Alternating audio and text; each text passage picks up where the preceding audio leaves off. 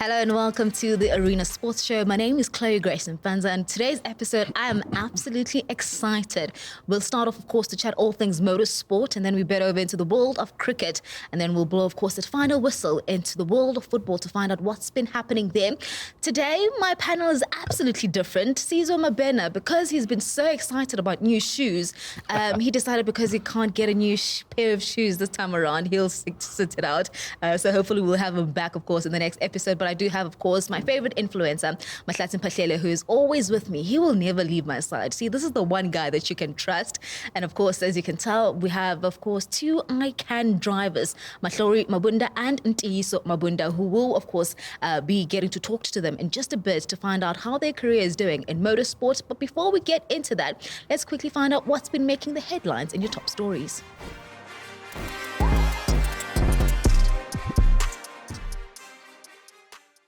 Secretary-General of the South African Football Players Union, Nhlanhla Shabalala, says they were not surprised by the resignation of the organization's president, Thulaganya Gaoshubelwe. The president made the announcement that came as a shock for many people outside the organization on Monday, and he leaves at the time they were beginning to make their presence felt. The Junior Boks called on hard-wired green and gold qualities to get their Under-20 Rugby Championship campaign underway in Queensland on Thursday. They went toe-to-toe with arch-nemesis New Zealand in atrocious conditions in a thoroughly absorbing clash at Sunshine Coast Stadium, but had to settle for a 13-all draw. The public has reacted with shock after the death of former boxing world champion and darling of South African sports, Dingaan Rose of Soweto Thobela, who died earlier in the week after battling illness. The celebrated boxer from Soweto was found dead in his flat in Mayfair, Johannesburg on Monday evening. Top order batter Rassie van der Dussen was a shock omission from the Proteas squad that was named by coach Rob Walter for the T20 World Cup on Tuesday. Rassie, 35-year-old, is the second highest run scorer in T20 cricket this year, but lost out on one of the batting spots to his provincial teammate Ryan Rickleton, whose form in the SA20 and CSA20 challenge was hard to ignore. In another surprise, in the 15-man squad announced by Walter, fast bowler Anrik Nortje has been recalled to the national team despite struggling in the IPL since making a return from a long-term back injury.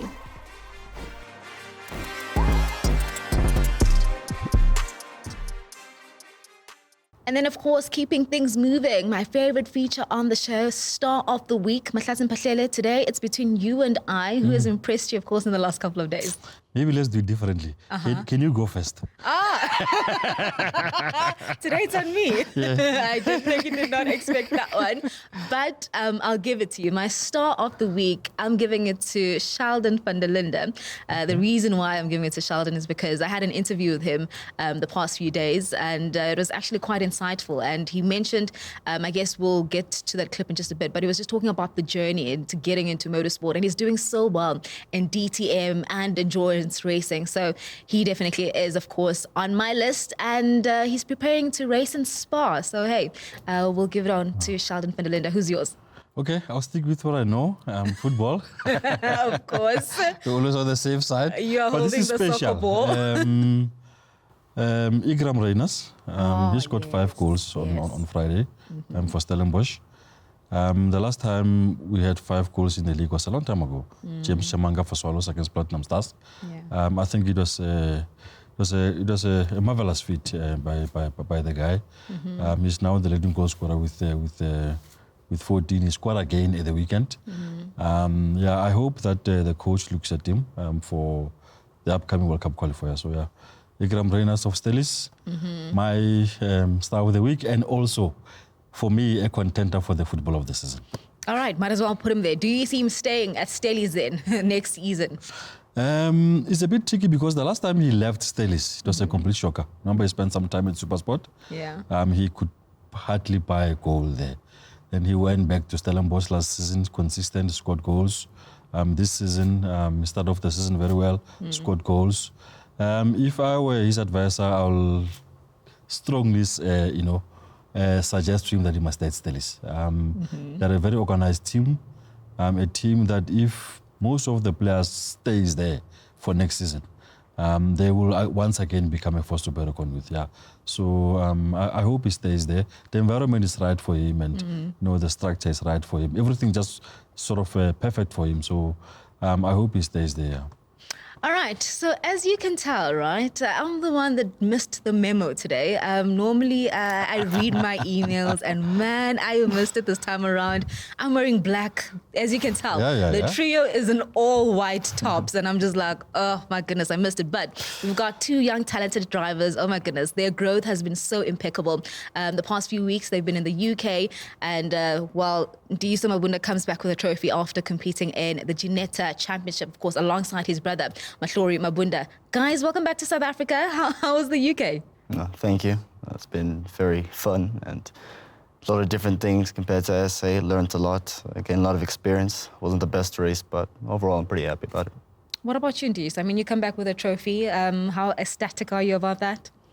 Yeah, it was okay. The race didn't go too well. It's third for freshmen, which wasn't bad. I wasn't too happy because I thought it could have went better, but otherwise it was a very good experience.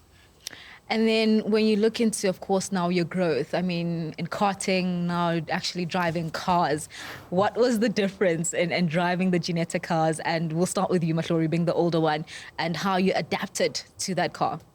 Well, the difference in the actual car, well, of course, it's a car now, you know. I have to use the mirrors now when I drive, can't just look back. In terms of the actual Ginetta, the car itself, there's a lot more weight transfer. The back is a lot loose going around the corners, and it's not really that easy to control. But once you get it and you're fast, it becomes really fun. You know, going into corners, you can feel the car pitch a lot more. You have to really control that, but yeah.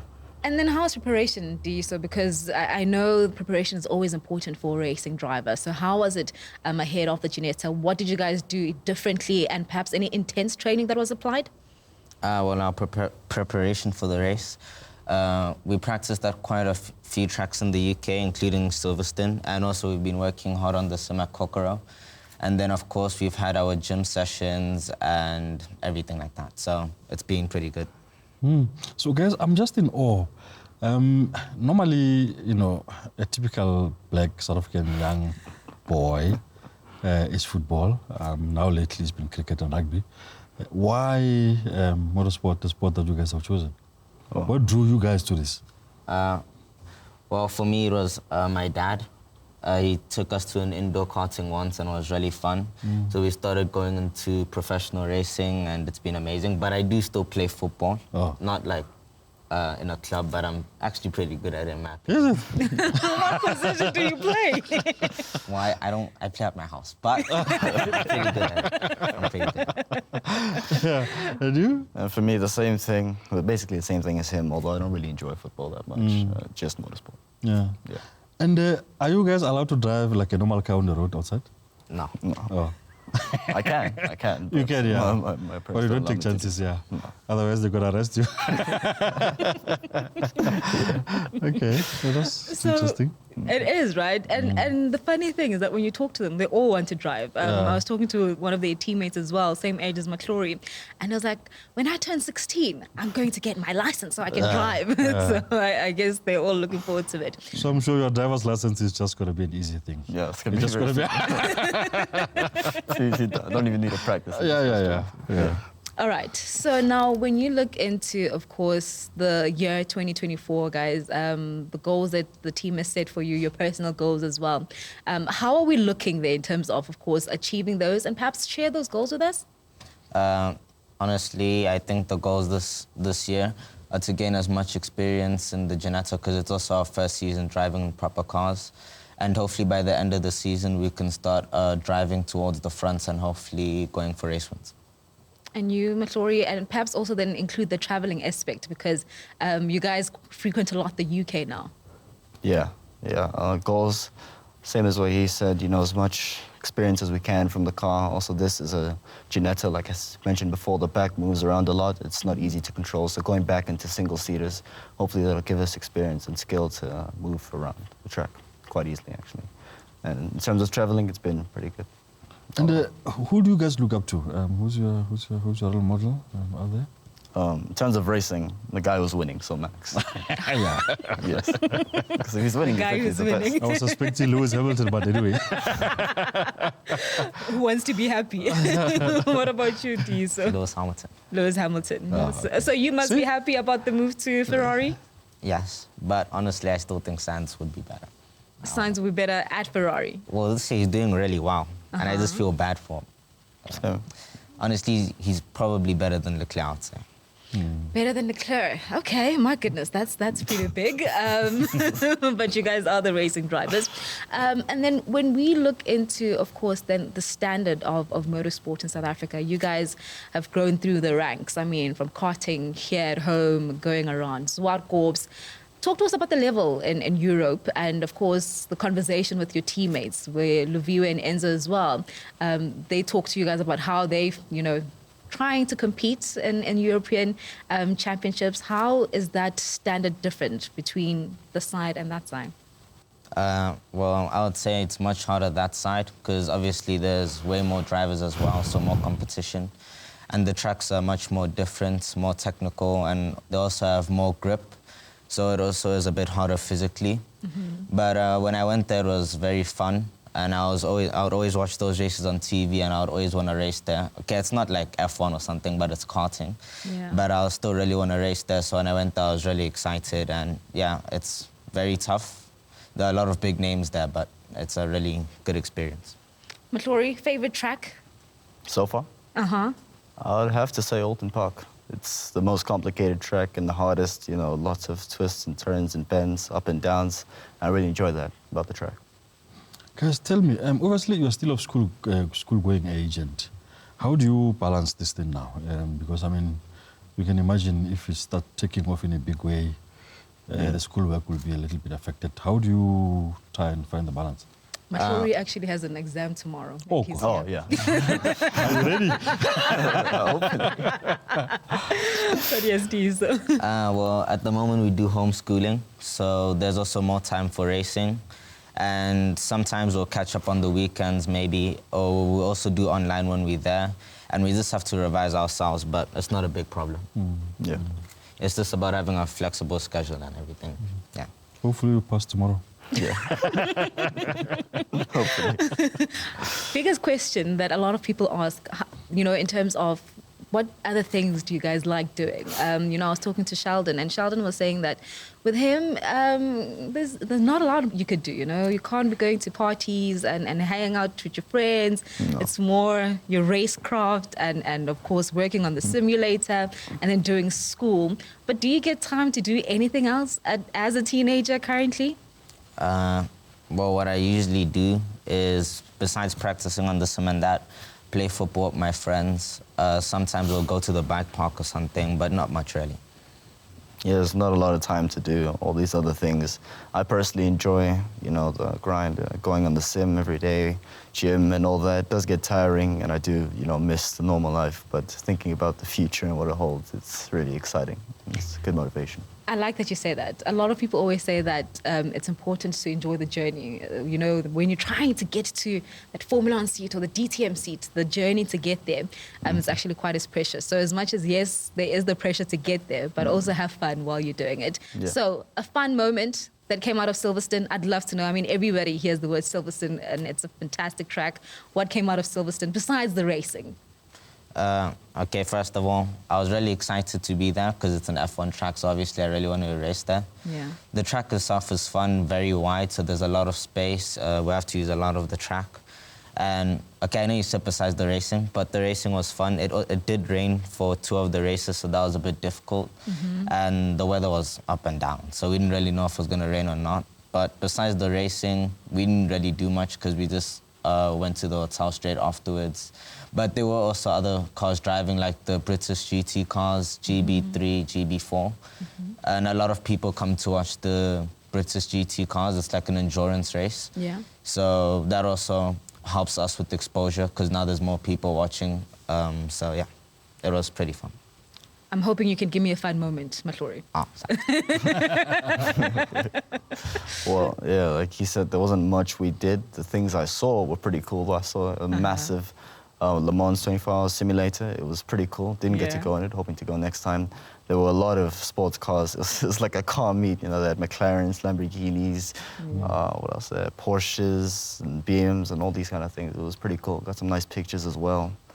Yeah, it was a pretty fun experience. Compared to karting, it's a really different vibe. And of course, the people as well, you know, so saw some pretty big names out there as well, so yeah.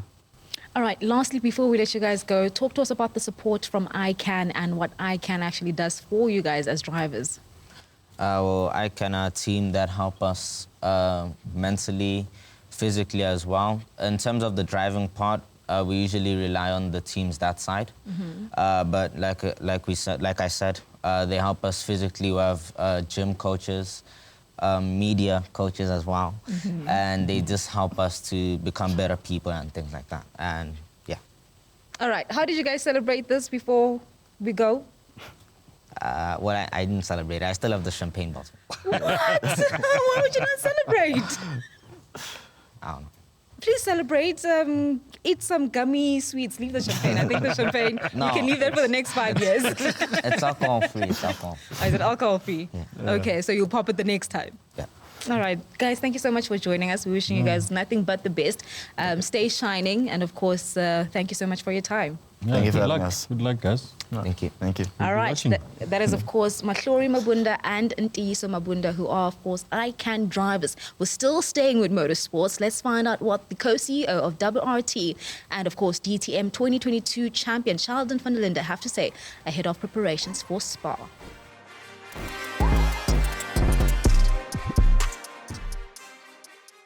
Talk to us about Kyalami. I think we'll always be biased as South Africans, where we think it's one of the tracks, and we always want to have, of course, you guys come and race there. I've watched you at the Kyalami 9 Hour, absolutely phenomenal. Yeah, Kyalami is a very special track. I've obviously won there twice with the Kyalami 9 Hour.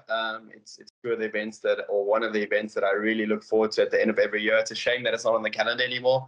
But it's really amongst the three favorites on my list of best racetracks I've driven. So, and those are amongst the likes of the Nordschleife, Spa. We've got all those big races where you really, it's the best tracks in the world. I think we've got Spa third on the list, which is like, Kyalami third on the list, which is like really impressive. So I always ask the guys what they think of the racetrack, and they always say, man, it's honestly an incredible track to drive. So yeah, very special. It definitely is. And then when you move over now to, I mean, you mentioned Spa on your list, and you are preparing for Spa currently. How do you prepare for a track like Spa? Spa is obviously very special in terms of you've got a lot of high-speed corners. So I try and my neck strength is very important to me in this car. You've got a lot of high cornering speeds, a lot of downforce in the car. So I try and go to the gym almost every day to try and prepare my neck for that. You've got Eau Rouge, which is a very high-speed corner. So yeah, it's very different in the sense that you need to be very fit for 2-hour stints there, which we normally do in one go. So yeah, there's a lot of different aspects of it, but Spa is definitely amongst one of the best and hardest to also prepare for. And how important is your diet when you're going into a track like Spa, Sheldon? Yeah, diet is very important. I'm very lucky in the sense that I can eat whatever I want and I'll never pick up weight, but it's obviously more about giving your body the right nutrition to kind of be energized for the race. And luckily we have a company called Formula Medicine that travels with us around the world from Italy, and they supply us with all the things that we need to kind of stay fresh during the races, including hydration helpers, physios, and the like. So what really surrounds our nutrition, we're sorted out with that, and something we're very fortunate to have.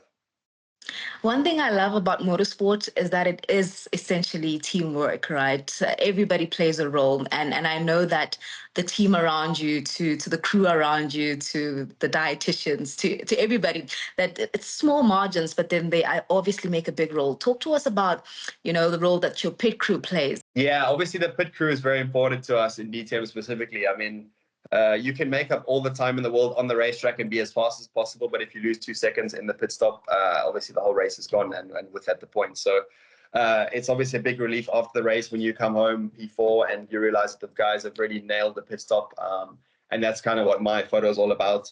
You have a lot of stress before the race gets going, just because you want to make sure that everything goes according to plan. And obviously the relief after that is what you saw in that photo.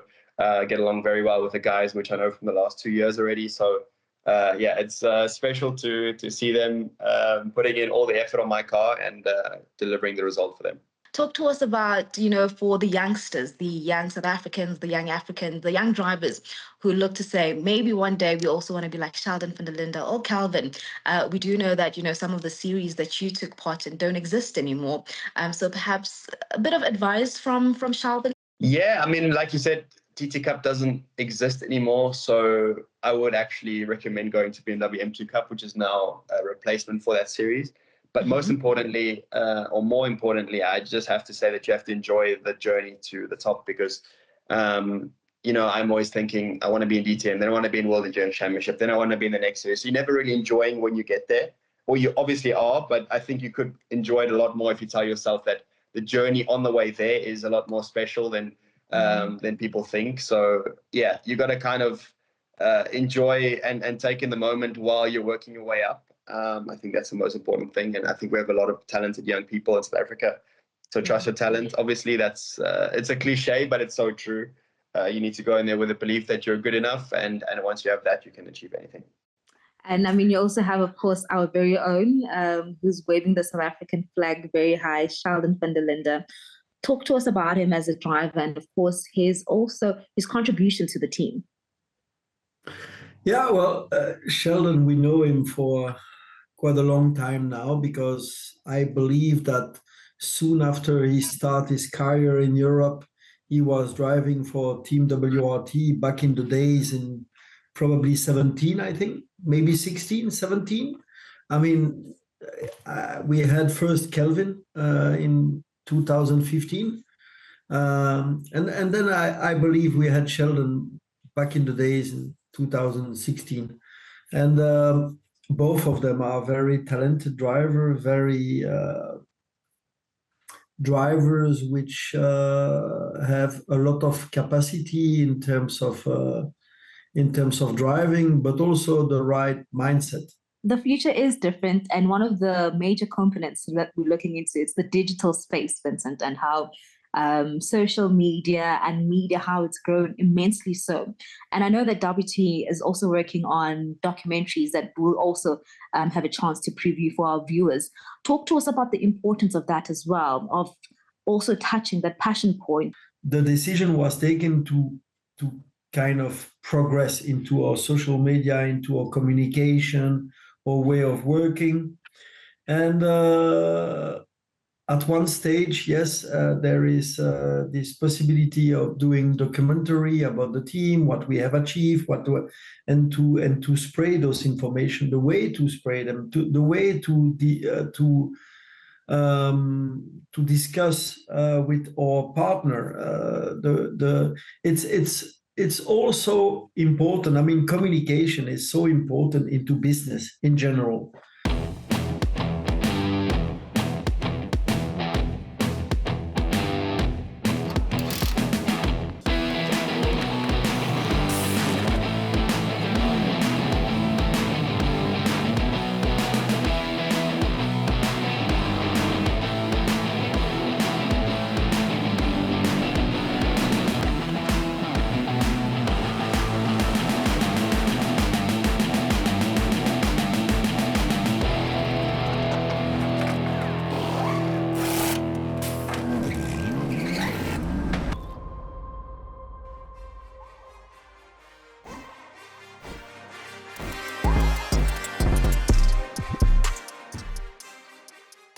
And while moving over, we can't not congratulate Mamelodi Sundowns after they've managed to clinch the DStv Premiership without the league concluding. Mahlatse Mphahlele. It's just the Sundowns way now. It's not for the first time. Yeah, no, it's not. Hence, it's the way now. Yeah. It's tradition.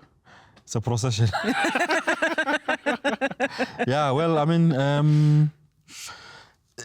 I guess the issue here is to say who's going to stop them. Because, I mean, if you look at the way they've swaggered through this season. Okay. Unbeaten, winning the league with more than 5 games to go. while other people are still don't know who's going to finish second. Now they are fighting for second now. And it's a The tone mess is not there. nice, eh? And it's a complete mess there. It's Pirates, it's Stellenbosch, it's Kukune, it's, you know. But I guess, you know, it makes it in a way easier and nicer for the fan that while the league title is gone, we've got something that we're still excited about to see who finishes second and go to the Champions League next season. Because the Champions League for a team like Pirates is something which is very important because for Pirates as a big club, they need to be competing at that level. For sure. But yeah, for Sundowns, if I knew how to sing, I'll sing that Campione song for them. Really a worthy champion. They have been definitely head and shoulders above the rest. Also, I was talking about Stellenbosch earlier on. You look at Sundowns, Coach Ulani, a clear contender for the coach of the season. You look at someone like Grant Kekana. He came back from AFCON, not quite the same, contender for the defender of the season. You look at Teboho Mokoena, a contender for the midfielder and football of the season. For sure. You look at Ronan Williams. Yeah. My choice for the football of the season. Yeah. They have been dominant, and you know you can be guaranteed that even next season they will still boost this team. They will continue to be dominant, and you know the issue is just about who's going to stop them because at the moment they are definitely unstoppable. And look at how they do it. They go and win the league at the home of Kaizer Chiefs. Oh. It's like Arsenal win the league at Tottenham. My goodness. Chest pains.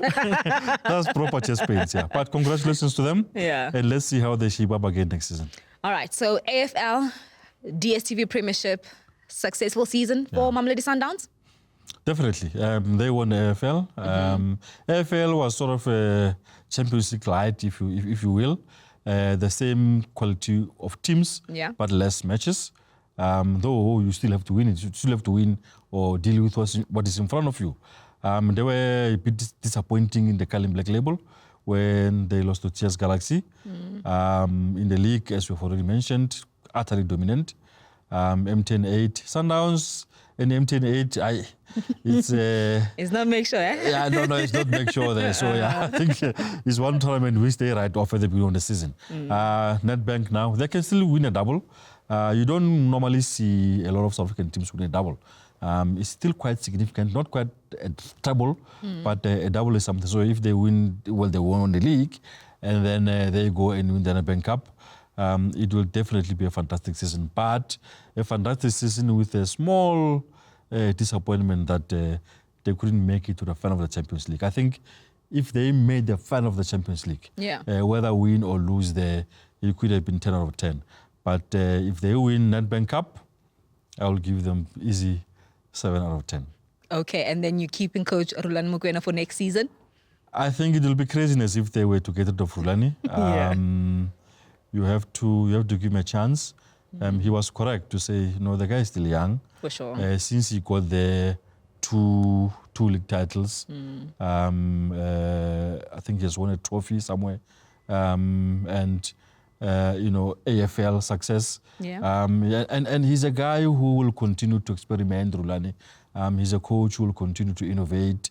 You and feel he that improves the players as well. Yes, I mean, you'll feel that with experience, he will finally get to understand what it means to win the Champions League. I mean, look at Al Ahly in the Champions League. They can play so bad in the group stages. At some stage this season, they were on the verge of being eliminated. And then what? They're in the final. So but your coach has said it though, Mahlatse Mphahlele. You can play well, win all matches in the group stage. That's Coach Pizzo for you. Yes. You know, so Champions League, you need to find a way of how to play it. And one thing which I've realized about Sundowns with Champions League, if you look at Wydad, Al Ahly, TP Mazembe, Zamalek, Sierras Bulistad, the top knockout stages Champions League teams, they always have one or two key players from West Africa, you know, the big guys, and you know, who are there to fight. And so with Sundowns, they've taken a different direction. They focus more on recruiting players from South America. And Ribeiro, Escovel, Allende, Serino has got enough experience in Champions League, but you really, you know, I think maybe they need to change tack a little bit. Go and recruit on West Africa. to sort of bring a little bit more meat, maybe a central defender, a central midfielder, or a big striker. Those are the guys which most, especially North African teams, look to try to win the Champions League. One thing which I think they must do, I don't know if they'll be able to do it, and also to a less extent, you know, the Rulani way. Rulani likes this thing of playing football the right way and trying to win. Sometimes the Champions League doesn't work. I mean, there was a moment in the AFL final where I think 15 minutes before the game was finished, the ball went out and Tambazwane ran towards to the bench, and he said to the coach, "Asevale," because you could see that the Willard was coming, and you know, at that time you don't have time to sit and keep on knocking the ball around. You must you know, solidify, tighten things. And just after he said that, Onyango, the defender, came on. And they held on and they won the tournament. So those are the things that I think going forward during the preseason, they'll work on. Because at the end of the day, when everything is said and done, Sundowns have to win the Champions League. Do you know where preseason is? Are they going to South America? Are they going to Spain as well? Where are they going? We'll wait for the press release. I thought you would know. Oh, you don't want to release the information now? My sources haven't released the information yet. You'll be the first one to know. Oh, thank you very much. Well, congratulations to Mamelodi Sundowns. And now we move over to chat all things cricket with Nono Pungolo.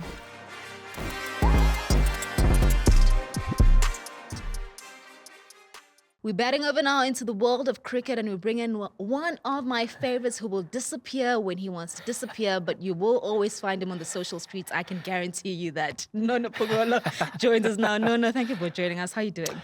I'm good, actually. Very nice to be finally here. Thanks for the invite. It's nice to actually be here. It's fantastic, and I see you guys. Yeah, you found each other. You guys are matching. You discussed the dress code and don't tell me. I didn't want to say, but Mahlatse is the one that invited me. Not throwing too much shade your way, but I just needed to be put out there so that you know. When are you inviting him to your podcast? He's been in my podcast. Oh, I see. It's a continuation then, yeah? It looks like I'm everywhere these days. You're busy. But no, I mean, let's talk about it. I guess the reason why you're here is to talk about the Proteas, right?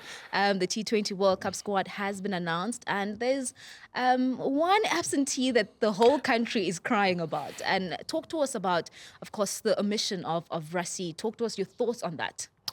Yeah, I mean, it's a difficult one because, I mean, you consider, I think that coaches come into, it's his second year being in charge of the Proteas, and he hasn't played a lot of T20 cricket. I mean, there's the emphasis was 50 over cricket, which was played last year.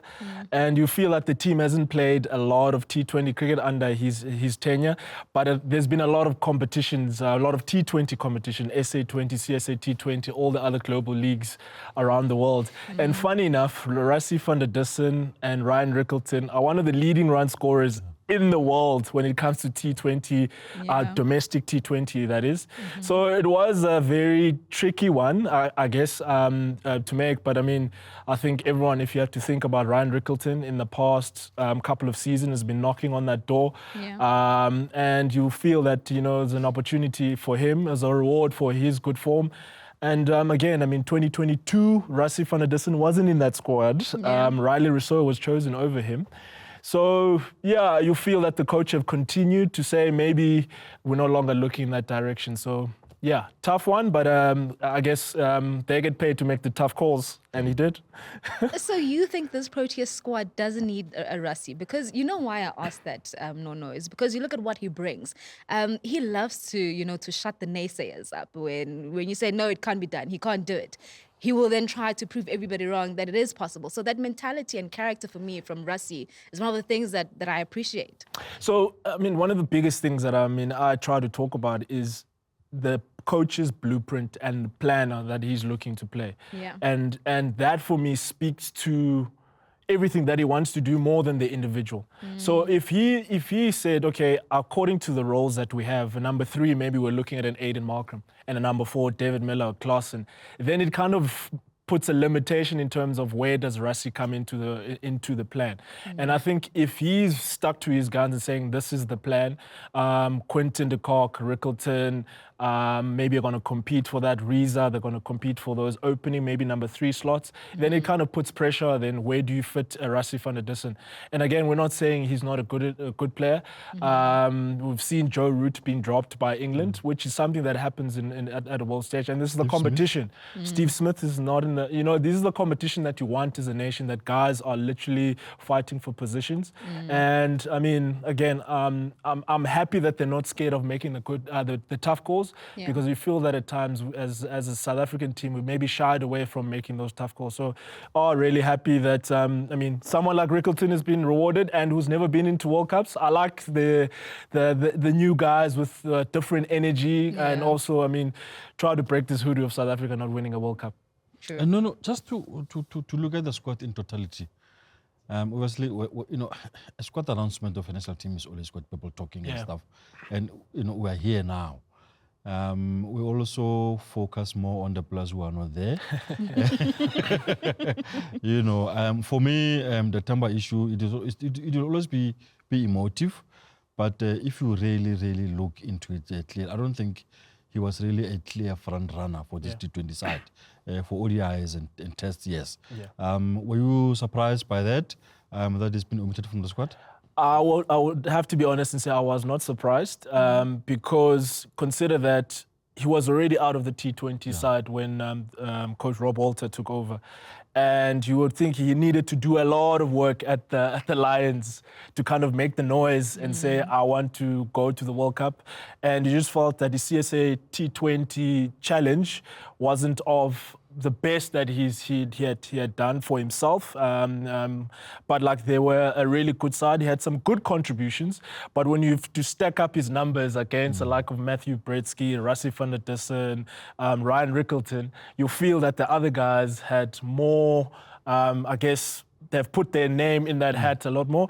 But again, I think it goes back to, for me, I think there's a conversation that we need to have, which is the importance of the SA20. Because I am not shocked when people are complaining about the numbers, because the pinnacle of domestic cricket is the SA20 now. And because the SA20 has the international stars, and of course it's a level above for most domestic players. And if you are being exposed to that level, it's definitely going to give you an opportunity to grow your game and obviously start showing people at the next stage that you know off the international level.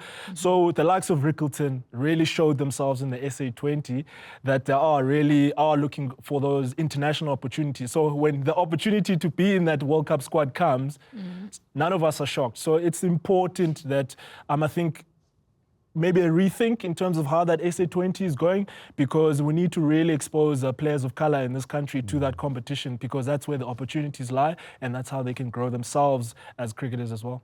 And as a follow-up, talking about players of colour, the issue of Lungi, he's there, going there, but going there as a travelling reserve.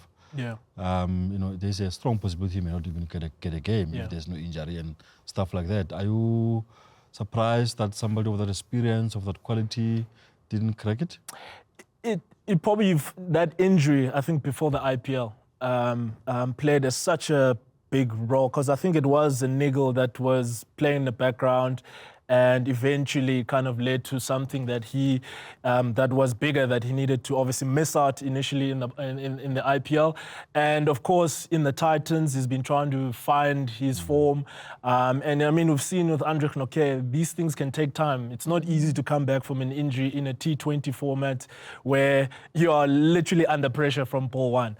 And again, I think you can't replace experience. He's been into the World Cups, and we've seen a lot of teams continue. There's a lot of continuity in a lot of the teams. And to obviously not have his experience, I think it would be a loss. But you think the competition now in the bowling unit in the South African team, you think of Nandre Burgers knocking at the door. Gerald Coetzee was a guy last season, or last World Cup, in the 50-over World Cup, kind of showed people what he can do. He's still young, lacks the experience. But I think, again, the coach has gone to say, he's done well in the previous World Cup. We're going to give him another chance. Andrich Nokia has been injured for a long time. Yeah. He's coming back. He's getting a serious baptism of fire in the IPL because he had a long layoff. Yeah. And then you're coming in the IPL where we're seeing crazy scores of 250 almost every game. So I'm not sure how much that's helping him in terms of, because I think there would have been a question mark around Andrich Nokia as well to say, is he fit, first of all? And if he's fit, is he ready to obviously be partnering up with Kagiso Rabada, Marco Jansen in that team? So, yeah, again, probably the coach saying maybe he'll be fine in the World Cup. Yeah. But, yeah, there's been some big calls, I think, that have been made. And honestly, as someone who's been... I want domestic cricketers to be rewarded at the Proteas level.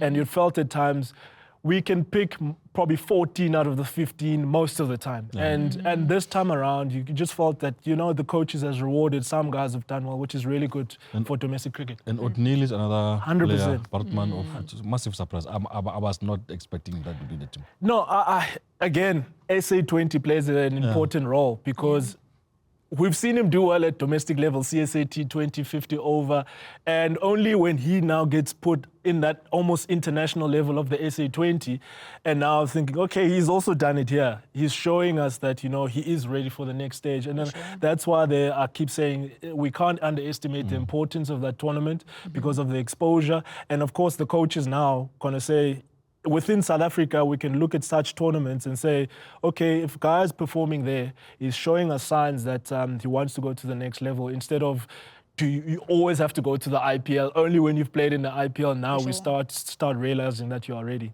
Talk to us about the path, Nono, right? Where we see now that you can play, the SA20 and play, of course, franchise cricket, and then you'll find yourself representing the Proteas. The journey is a bit different now. Talk to us about that in terms of South African cricket and the path that's changing also for the upcoming youngsters to look into. I sound very old school now when I start speaking because the path was. And I think that's something that Enoch has, the director of cricket now, has kind of spoken to as well. He's saying they need to be more open-minded as a group of, as management, as the coaches. But again, it's still the importance of domestic cricket. So you look at the likes of Brevis. He came in from the Under-19 World Cup. Everyone was talking about him. And he started playing in the leagues. But he also realized, you know what? I want to one day maybe play Test cricket for South Africa. It's important for me to still play 4-day cricket for the Titans and things like that. So depending on the future that you envisage for yourself, I think it's important that you realize you can't just play the T20 leagues. Yeah. Because that means 50 over for South Africa might be difficult. Playing Test cricket for South Africa might be difficult. So there are different journeys that one can take now, which is great. But at the same time, if you want to, if South African cricket needs to, can remain strong, we know that Test cricket is still the pinnacle, and guys need to avail themselves, and that's where you develop your cricket at the most as well, is when you're playing 4-day cricket, Test cricket. So, it's a different space because there's more opportunities for you now to forge and actually earn a lot of money at a younger age, and also away from the Proteas environment. But at the same time, if you do see yourself wearing getting that Proteas green baggy, you got to put in some time at domestic cricket and playing 4-day cricket. Can you want to go or you want to go? No, you can go. I see we want to go at the same time.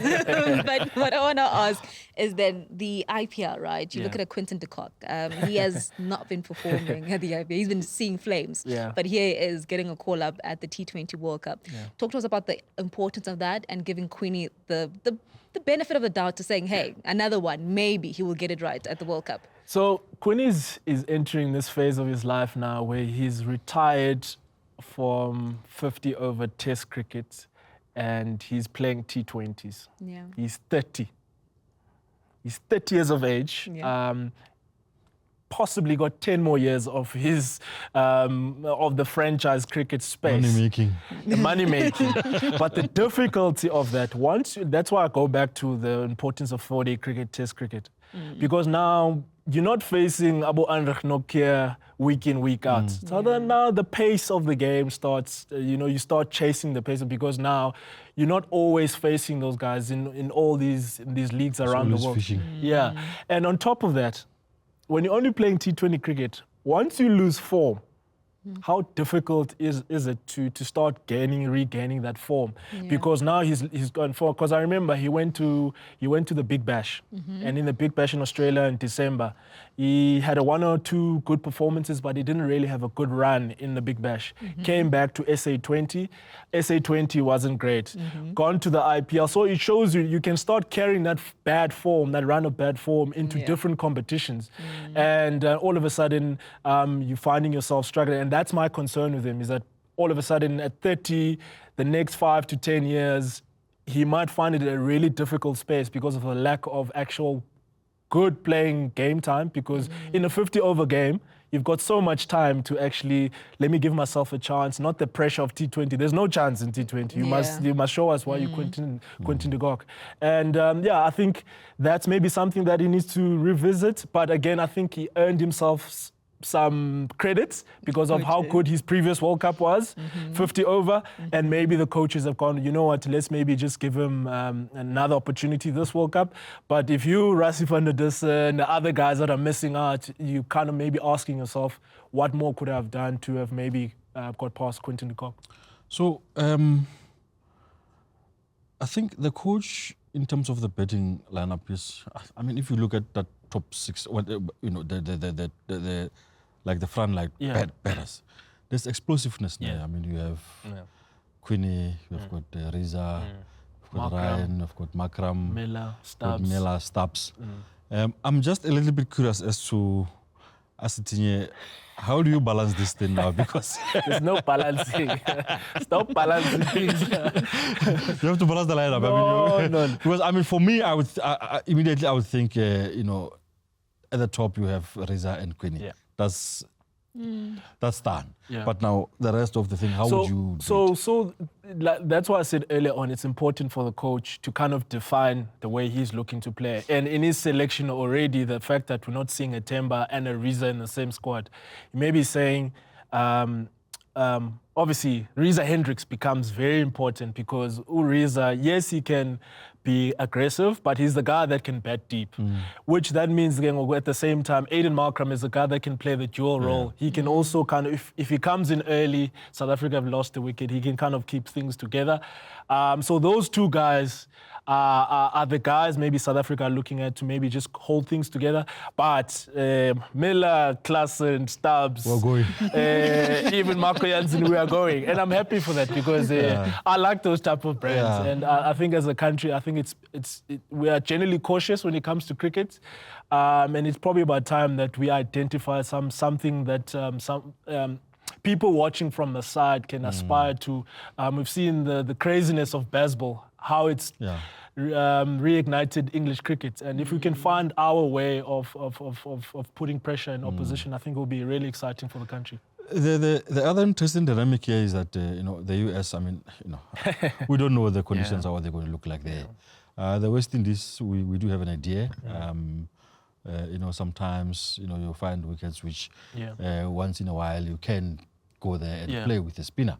In the US, we don't know. Now, with that, what we don't know, the rest of the lineup, the bowlers, how do you deal with that now? So it's interesting because we're going to play the first 3 games in New York, which is a temporary ground. But the ICC has put in a lot of work there. And the pitch, though, the pitch is coming from Adelaide in Australia. Okay. Yeah.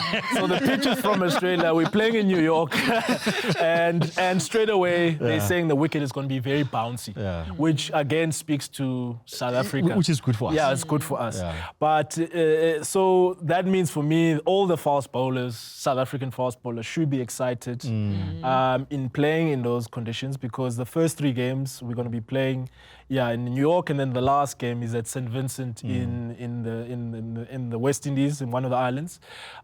So it gives South Africa a really good chance because not only you are also based in one venue for first 3 games.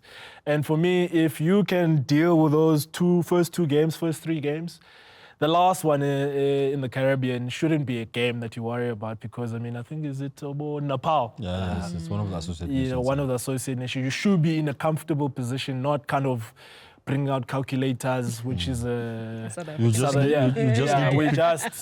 need to picture yourself at the Sydney Cricket Ground Yes. at Adelaide or then you're done. Yeah, so that's the nice part about the World Cup so far is that Adelaide wicket, Australian wicket in New York and in one base.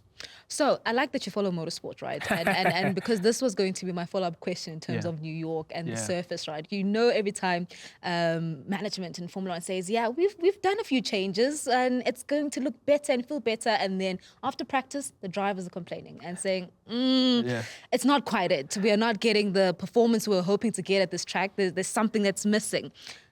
With New York now, you think that perhaps, I don't know, a little bit of bumps can be expected. Yes, you speak about, of course, that bounce and possibility of pace as well. But there also could be other factors when you look into what could go wrong for the Proteas.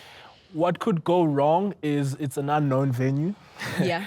It's an unknown pitches. Yes, we say they come from Australia, but they've got like a month to make sure that the wicket is bound and is ready to give us really good games. We are hoping that all the work that ICC has done behind closed doors is actually going to be what is going to pan out in reality, because now it's all we're talking about is in theory. Yeah. We don't know what the grass is going to be even right itself. Is it going to be bounded by then? Because it's all these things that are, I mean, there's a lot of moving parts, which is exciting for, like, I mean, obviously how you want to host future World Cups. If you could just erect a stadium with scaffolding and you dig a wicket from Australia, put it together, it's exciting stuff. But like, it's also unknown. We're literally going to the unknown. And if you find yourself in a wicket that is all of a sudden not bouncing, that is low, or all of a sudden Sri Lanka fancy themselves, Bangladesh fancy themselves. India. Now all of a sudden South Africa in trouble. So we do hope that maybe everything that ICC has put in plan is actually what will be in reality. Because again, the good and the bad thing of being in one venue for 3 of the 4 games is that all of a sudden you would know how good or bad those conditions are. For sure. And now you have to deal with what is in front of you, because you don't have the luxury now. You're playing one game there, one game in a known venue. So that's going to be the part that South Africa, I guess, will be keeping their fingers crossed for that. All right. So you're also a former cricketer, which is great, and I hold you in high esteem, right? The quota system, it's something that is discussed so many times. The CEO has gone on to say that he's absolutely shocked as to why there's only one black African. I want to find out from you about the system, because personally, I've always thought that we need to be there on merit. Yes, I understand that opportunities need to be provided for everybody else, but then players should be selected based on their performance, even though some players and this current squad performance has not been there lately. But your thoughts on that? So I think, first of all, as a point of correction in a way, Cricket South Africa has moved away from the word quota. I think that's a good starting point. They call it targets. And in the Proteas environment, the targets or the numbers are at the end of the season. So they need to meet a certain threshold of players of color, black African. Those things are monitored by Cricket South Africa at the end of the season. So if they fall short of meeting the number, then there'll be questions. Okay, the frustration for me comes from, when you have statements like that from a CEO, because it's coming from internal, it's not coming from outside. And you've got a director of cricket, you've got a head coach. Surely those conversations would have been had to say, okay, currently we're not going to meet, maybe we wanted to have 8 players out of the 15 going to the World Cup being players of color. And currently we're not going to meet that. But this is the plan that we're looking to have because the next year there's a Champions Trophy in Pakistan. Another year, there's like World Cups coming up almost every year until 2031. So to say, as a new coach, maybe I don't have all the tools right now that I need. can there be concessions from right now?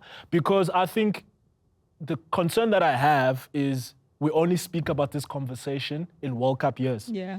And if you didn't have an issue of it when the SA20 was playing, this is now the result of that. Don't be shocked because we didn't pay attention of it. So that's why I'm harping on it and saying the SA20s are important. Yeah. Because that, if we're giving those guys exposure there and opportunity there, it will naturally filter to those guys doing well. And it's all not driven by results. I mean, the likes of Sibs Makanya, for example, he came in at the Joburg Super Kings. Didn't really set the world alight in the Joburg Super Kings. But he's gone back to the Titans and he's really showed the experiences that he would have learned there. So that, for me, are the opportunities that the tournament like the SA20 can provide. And again, like someone like Parsons, for example, who didn't play a single game at SA20, has gone back to the Dolphins as one of the leading run scorers at the Dolphins. So it shows you the importance of that. And I think we need to be intentional about transformation. Sure. We all said stronger together when we were chasing the sun just now. We're chasing the sun now. But what did Rasmus do? And in things like alignment camps, so the Springboks have alignment camps, and they'll pick their best squad, and then they'll also pick upcoming players of color. For sure. And that together, it gives opportunity now to develop the system. And Cricket South Africa really needs to find a way to develop the system. Because at the end of the day, for me, where you can just call up the best team at the Proteas level. Yeah. But like, what else are you doing when it comes to development? Maybe you bring one or two guys to be part of the Proteas environment. It doesn't mean they're going to play a game for the Proteas. This is how we do things in the Proteas. This is how we train. Go back to domestic cricket. These are the areas that we've identified to help you. And then hopefully you can go back and start growing your game. And then when you are ready, putting the runs, putting the performances, we'll have a look. I think one of the things that is there, maybe to a large extent people don't want to talk about it, is that the quality of domestic cricket. Yeah. Obviously, everybody's gonna jump and criticize the coach. Yeah. Why there's one black player, blah, blah, blah. But we are not asking questions as to... Yes. Where are they? Who must he pick? Yes. Because maybe he feels that there is no, world-class black talent that is coming through the ranks. I mean, 100%. It's easy to just say, I'm concerned by the lack of. And then you look at it, considering in the CSA T20 that just finished now. And you say a guy that's probably set the world alight at the moment is Ngaba Pete.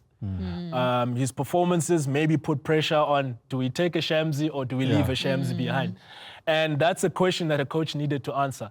Could you say, you know what, maybe it's a bit too soon, but I like the fact that they're still taking him to the pre-World Cup tour of the Caribbean to say, let's have a further inspection, easy ready for the next level, and then we'll take it from there. So I certainly agree with you, the importance of domestic cricket. Again, I'm going to go back to director of cricket to say, if the Proteas identify the way they want to play cricket, and then you say, domestic coaches, these are the ways, or this is how we're looking to play cricket as a country. And if you want to get players to come to be part of the Proteas, this is the brand that we're looking to play. This is the philosophy. And that can go, as a young black cricketer, I can say, you know what? If I want to bat for South Africa, this is what they want. Yeah, this is what I must do. These are the things that I must do. And from there, it's very clear, again, I put in the performances according to the blueprint they have, I can really target. So it needs to be, and of course, I think the level of coaching at domestic level. There's a reason why the Lions have won two trophies out of 3 with Donald, Hashim Amla, Russell Domingo. Guys with experience, so it's important that we start having those caliber as well at domestic level. And just as a follow-up, maybe in a different way, what do you make of Dewald Brevis? I really think that the guy should have been to the World Cup, but for some reason they're delaying him playing Test cricket. There is this constant talk that he's not ready to play international cricket. When is he ever going to be ready?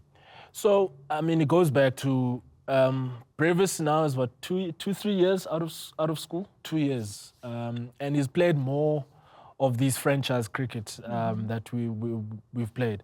And it's not saying one day he can't play for the Proteas.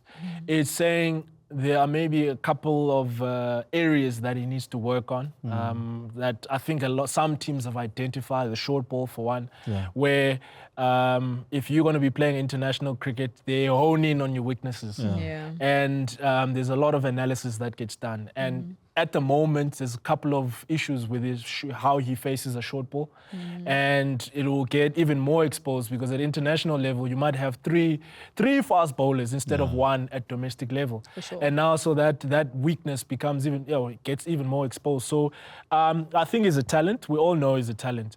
But again, maybe, and I think we also need to be open. Maybe he might play T20 first for South Africa and play Test cricket maybe five years down the line for South Africa. And we need to open, because it goes back what Clauiee said, saying the world cricket now has changed, where guys can literally be up front, can be good T20 cricketers, but with time in the system, they develop their skills and start becoming better 50 over and then going to Test cricket. So we need to be more open in saying there could be left field Ngaba Peter all of a sudden. He might play T20 for South Africa first, and he's, I don't know how many 4-day games he's played for the Lions. And that's the nature now of the game. It's changing.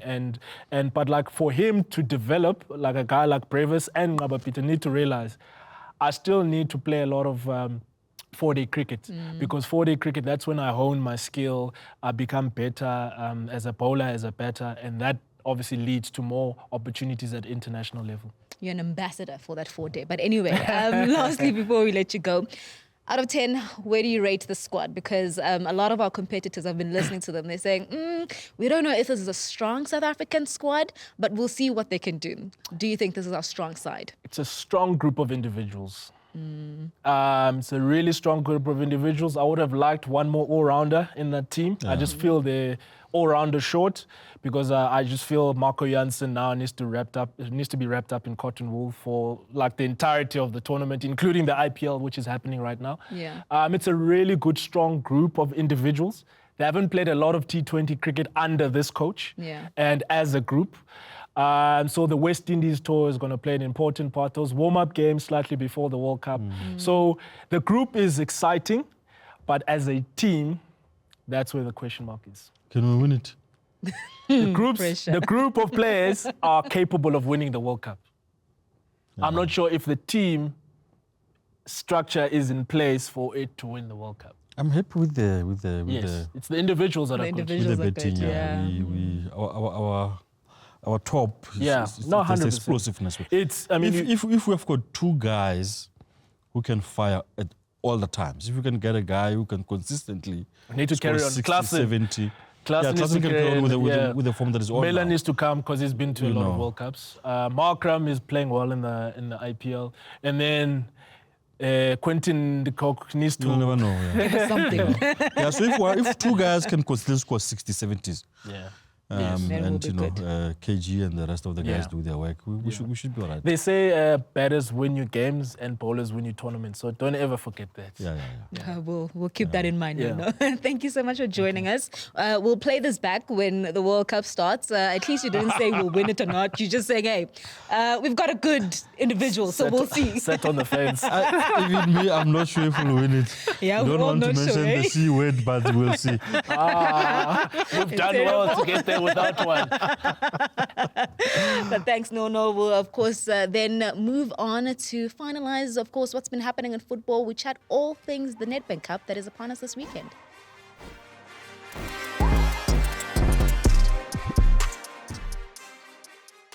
Well, we move over, of course, to chat all things the Nedbank Cup, and Mahlatse Mphahlele is now all alone. He looks, oh my goodness, so sad, Mahlatse there. But you know what?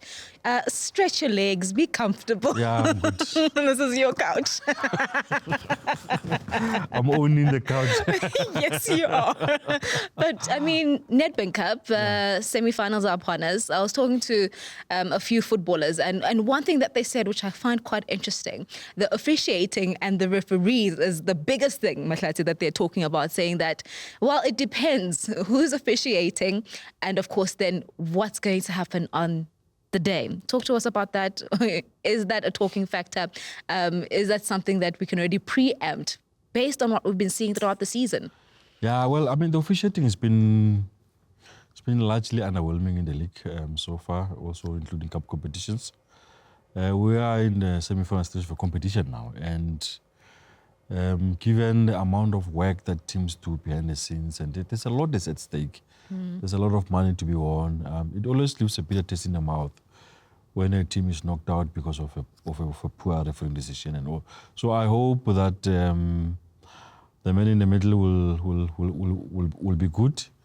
Also, sometimes, man, after a match, we want to talk football. We don't want to talk about referees and all these things. And Coach Peter used to call them handbags, you know. The coach is fighting on the touchline and all those kinds of things. So I'm hoping that we'll have good semi-finals. It's just 2 matches that are very, very much promising.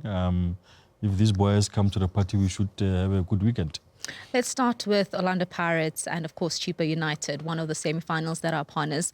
Chippa looking to be, of course, found some new magic under Coach Thabo September.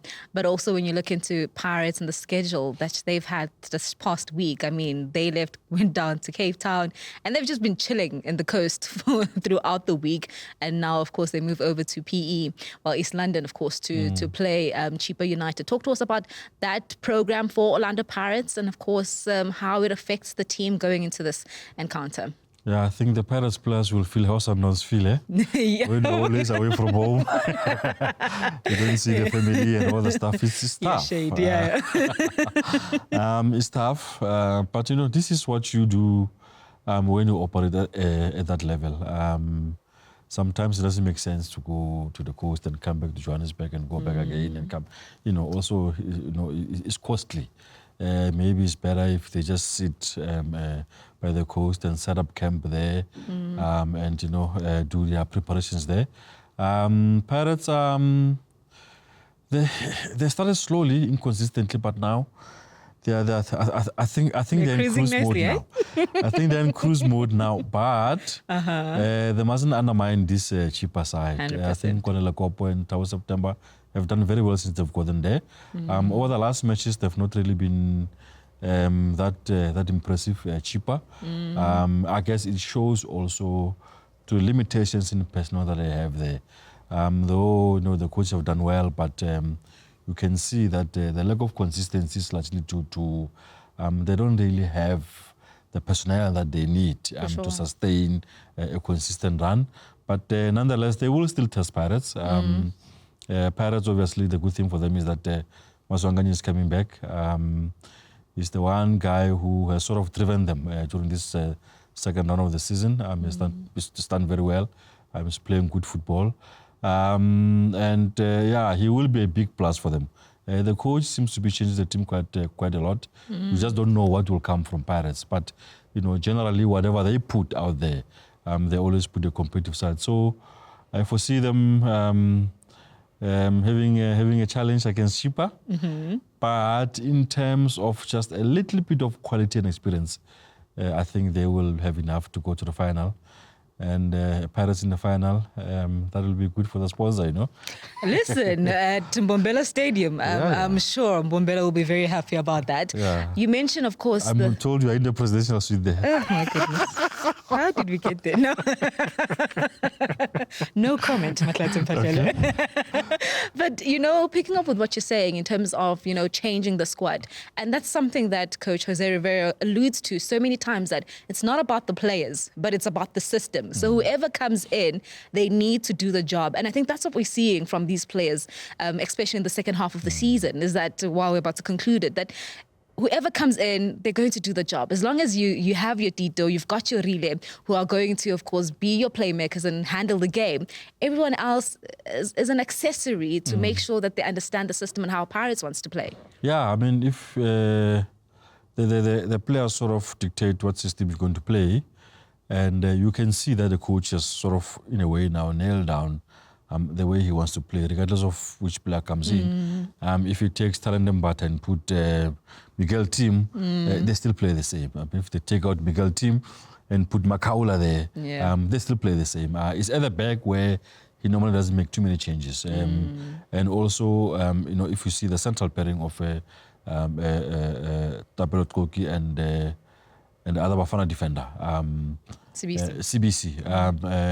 They're there because it's part of the spine. You don't want to temper much with that spine. On the wings, you're not making changes here and there.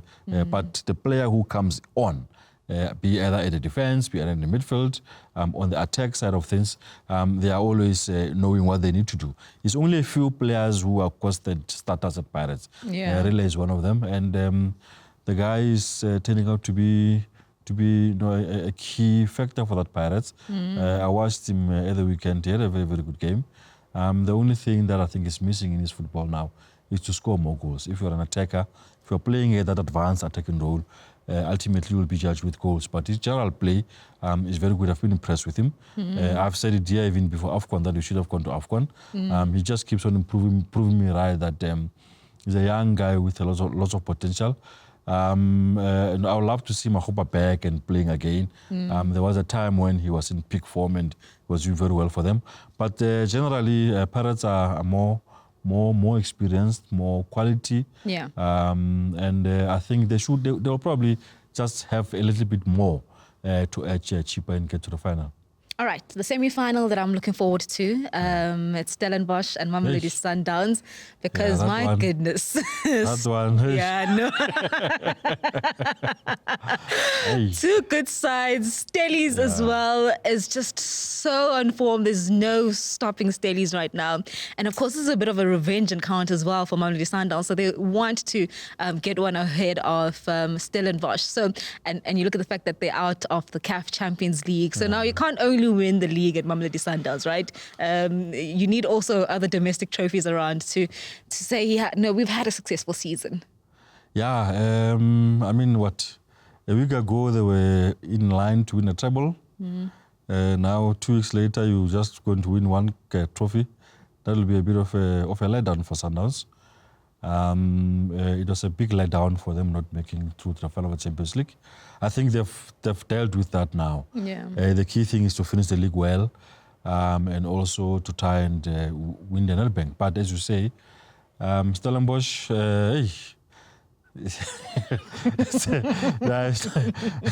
Stellenbosch are a tough nut to break. Stellenbosch are on a 25-match unbeaten streak. That's something for a so-called small club with not much resources. They have a good thing going on there in Stellenbosch. Coach Steve Barker has assembled a very, very good team. I just hope for their sake that they can keep the core of that team. I've been told that Jaded has been sent a message of the signing on fee and the salary. So, so I'm hoping Stellies can just, up it a bit as well. I mean, if you look at Stellies, that Torre defender, he will definitely be in the talks for the defender of the season. You look at Jaden Adams, he will definitely be in the talks for the young player of the season. You look at Igram Reinas, he will definitely be in the talks for the football of the season. Where do you put Titus? Titus, he will definitely be in the discussion for the football of the season. You look at the coach, Gavin Barker, definitely in the discussions for the coach of the season. For sure. And there are certain players here and there. Moloisane there at the back, very, very good defender. He goes about his work without any frills and fanfare.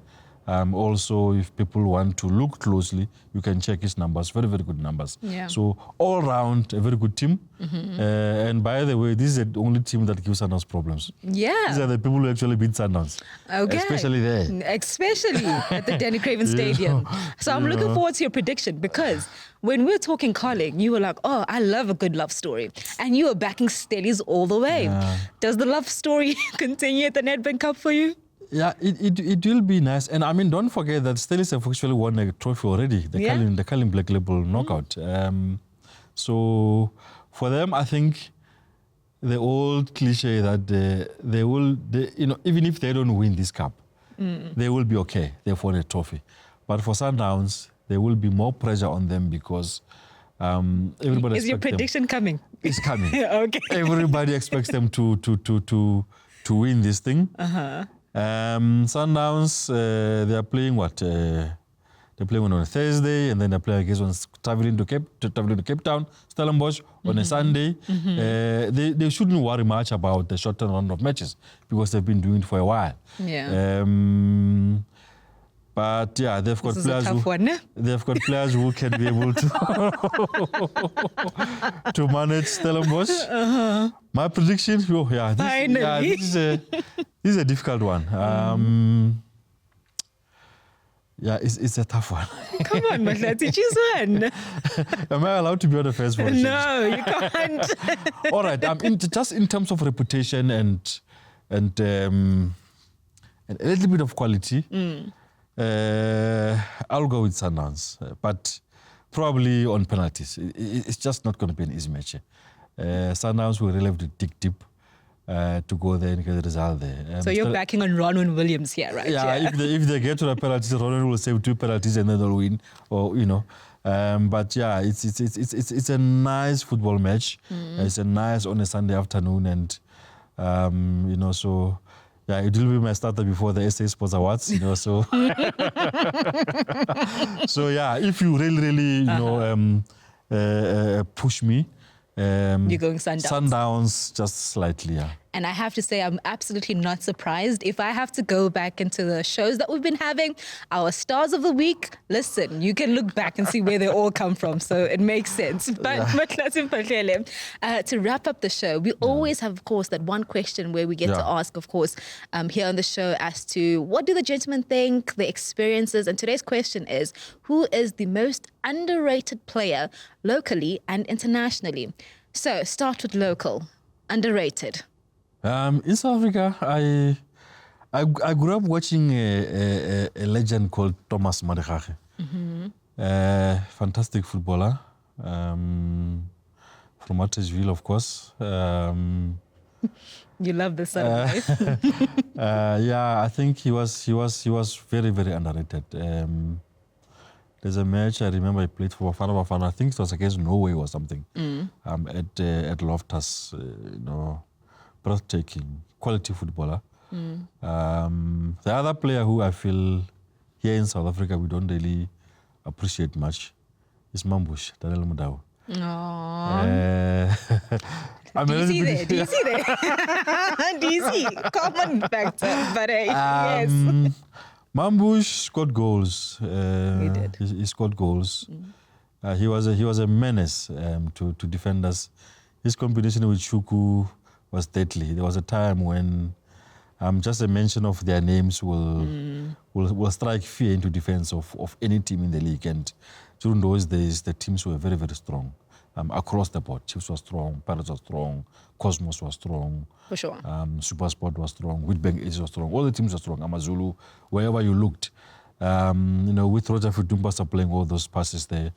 I think those are the two. Those are the two players that I can think of. I want one quickly that's locally playing right now in our league who's right underrated? now. Who's underrated. playing right now? Yes.